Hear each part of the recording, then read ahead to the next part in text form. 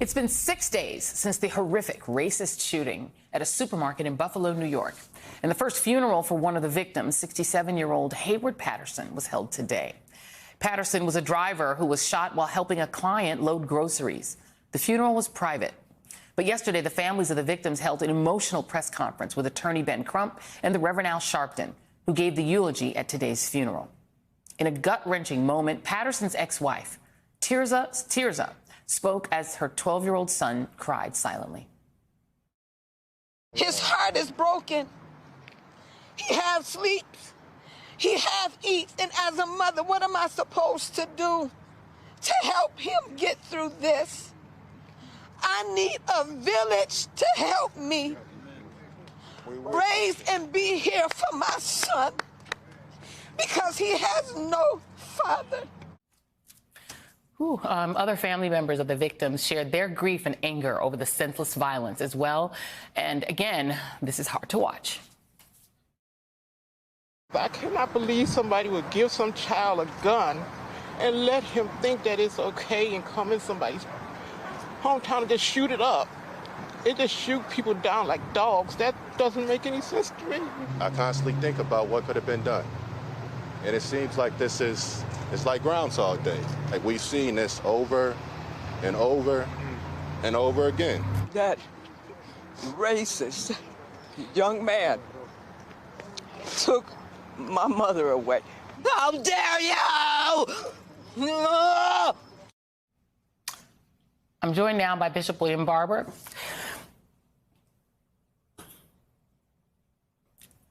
Co-chairman of the Poor People's Campaign. Sorry, I have a policy about crying on TV. But that little boy and that grandma kind of really made it very hard for me to continue. Bishop Barber, what do you even say? You've done many funerals. It's one thing if your mom or your ex-husband dies as a result of cancer or an accident. This isn't that. What do you even say at a funeral? What do you even say? Well, Joe, I'm sitting here like you, crying and angry. I don't know if you say a lot, but you be with people. And then the other thing is you got to recognize America. That's not just something that comes from one crazed racist shooter or one crazed extremist Fox News commentator spewing this stuff. This is something in the ethos of this nation we've not dealt with. You know, I was thinking about that as a poor community, a poor black community. And this great replacement theory, Joy, this is just the latest version of it. That's why you see that woman shaking. It brings up all kinds of old terrorism. This is the latest. You know, if you go back to the 19th century, you had Thomas Dixon, who wrote Birth of a Nation, and then Woodrow Wilson played it in the Oval Office, kind of like Trump and Steve Bannon and all them put racism right in the heart of the Oval Office so blatantly. And then it became policy, became a basis to justify racism. And then what happened in 1915? That they played that movie, and then nearly 100 black men were killed and lynched in 1919. Riots broke out all over the country. The Ku Klux Klan was celebrated as somehow protecting the country from some kind of false replacement. The people that did that, Joy, then also came against women's rights and labor union movements and voting rights. They even passed during that same period of white supremacist immigration law. So what did we do? Well, what I want to ask you, what did people do then when they had that pain? You know what they did?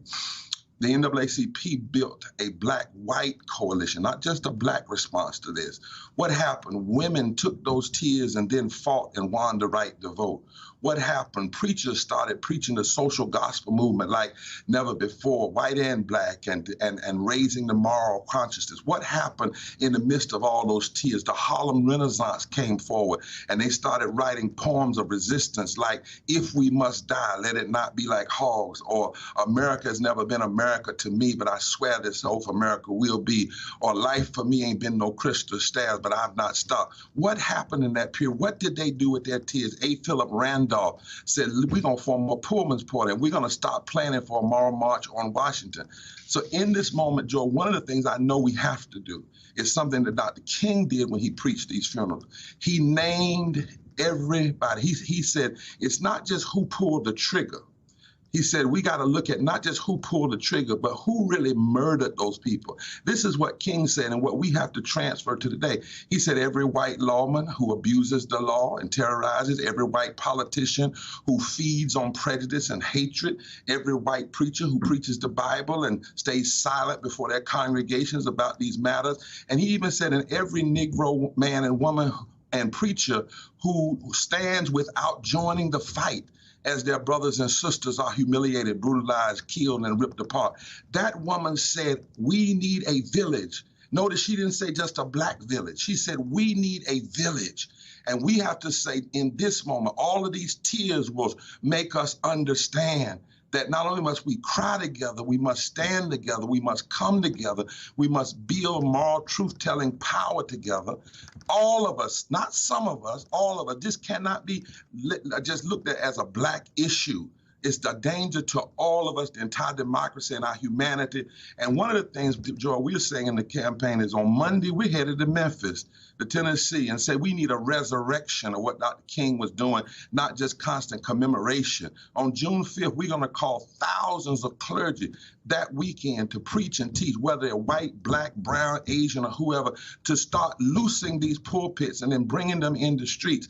And then on June 18th, we're calling for a massive coming together of all of us, regardless of race, creed, color, and sexuality, for the Mass Poor People's Low-Wage Workers Assembly, Moral March on Washington, and to say, look, we have to deal with systemic racism, systemic poverty, ecological devastation, denial of healthcare, this war economy, and this false moral narrative of religious nationalism and white supremacy and replacement theory as interlocking evils that require all of us. In fact, and so that's what we have to do. Somehow we must hear those tears. In fact, I'm glad, lastly, Joy, that you cried today and others are crying, because there is a scripture in the Bible that says when this kind of death happens, it says that what you must hear the sound of Rachel crying and refusing to be comforted. We must refuse to go back to normal, refuse to be comforted, but our tears must be the kind of tears that you cry, and then those same tears strengthen you and buoy you up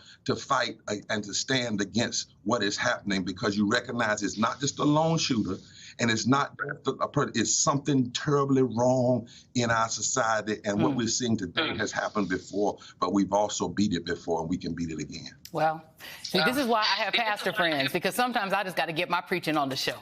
I can't necessarily be in the church. I just go ahead and I bring it right to the show so that everybody can get a word. My good friend, my dear friend, Bishop William Barber, thank you. Thank you very much.